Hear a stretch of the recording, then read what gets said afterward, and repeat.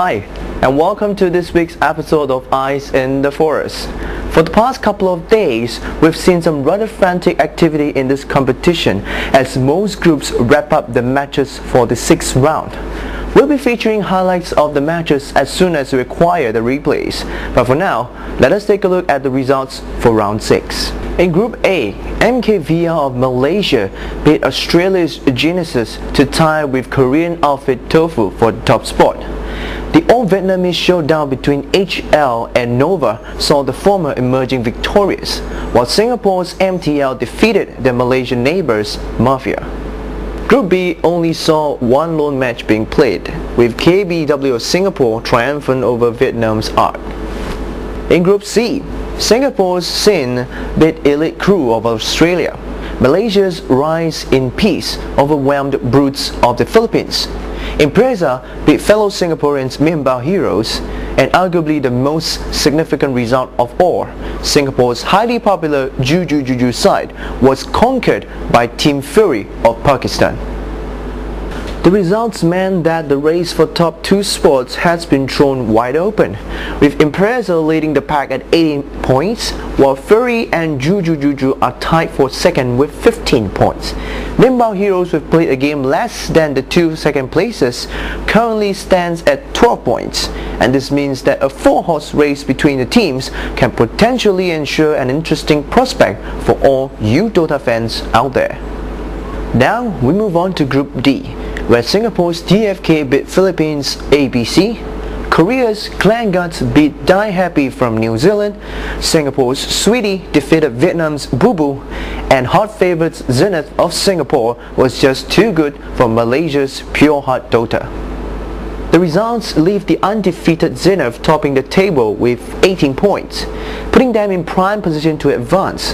Clan Guts and Sweetie are now locked in a heated contention for the coveted 2nd spot, with both teams tied at 15 points. Group E saw Bangladesh Aeons of Vengeance defeat Fits of Malaysia, while Malaysian outfit Cybertime 2 overcame Vietnam's VG. The teams in Group F have not yet commenced on round 6 fixtures, and as it stands, Singapore's X3 leads the table with 15 points, while Anytime of the Philippines and Netviet of Vietnam both occupy 2nd spot with 9 points.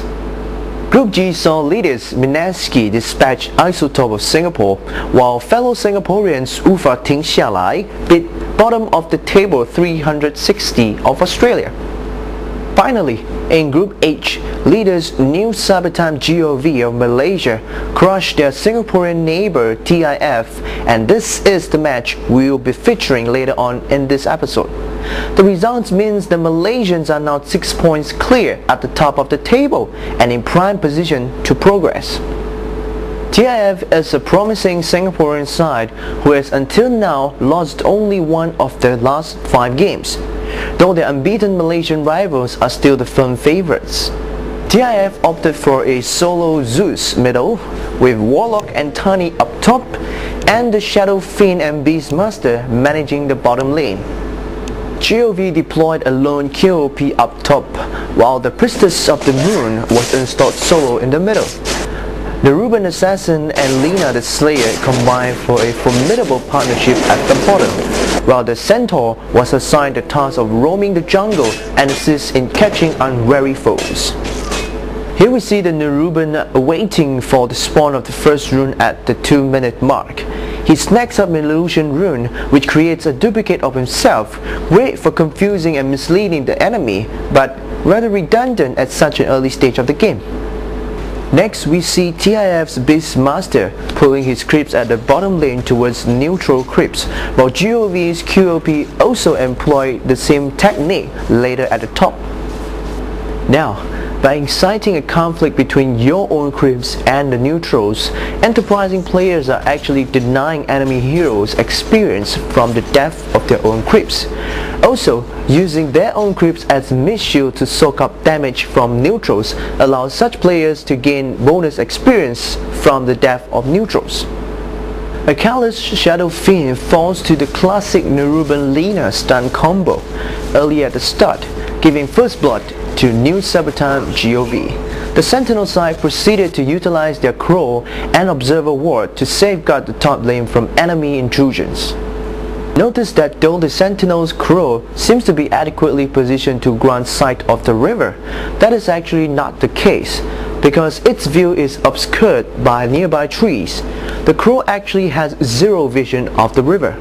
What the Sentinel could have done was to command their stationary Crow to instead patrol the surrounding vicinity, or at least position it somewhere that would grant it a larger side area. Meanwhile, some sloppy positioner play from the Shadow Fiend saw it fall to yet another typical Nerubian Lina attack.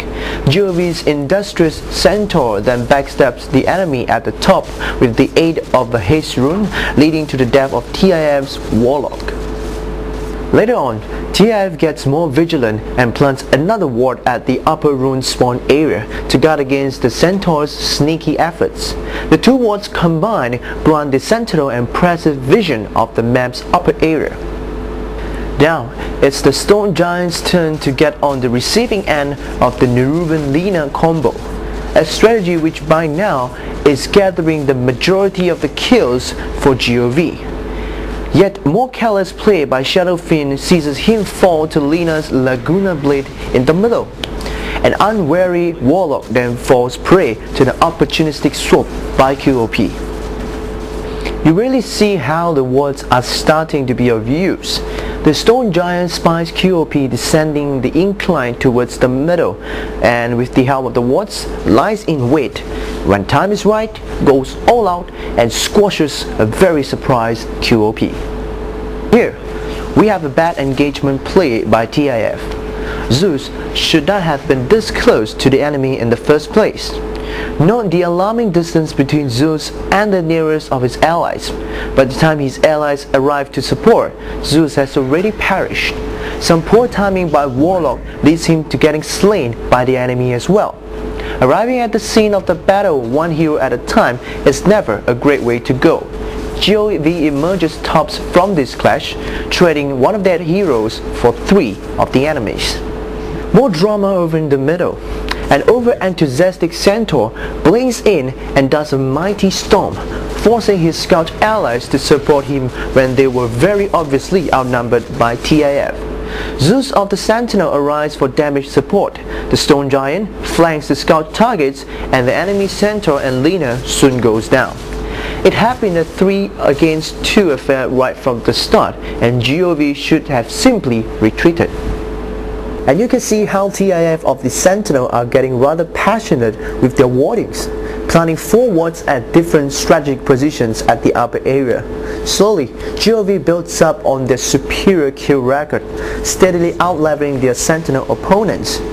Here, QOP's Sonic Wave reduces both Zeus and the Stone Giant's health to mere slivers. Zeus perishes, but the Stone Giant performs a beautiful counter, tossing the QOP to oblivion. TIF knew they were on the losing end, and decided a bold frontal assault of the Scourge base in the hope of salvaging the game. Notice the position of the heroes from both sides. The general linear alignment of the Sentinel players meant that they have less room to maneuver due to the obstructions of the trees and the boundaries of the middle lane. GOV's players are positioned well to flank the enemy's assault and possess more movement options. This is reflected in just how easy they managed to ruin the Sentinel's assault and send them all scampering back towards the safety of the base. Undaunted, TIF launches another all-out attack on the Scourge base, with Tiny leading the charge to soak up the damage. GOV's heroes arrived in time. A simple blink stun from the Centaur and a good Sonic Wave by QOP is enough to disrupt the momentum in TIF's assault.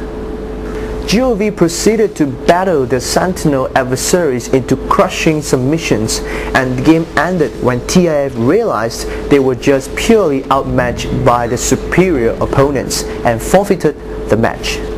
And that's a wrap up for this week's match highlights. As a recap, this is how the teams currently stand.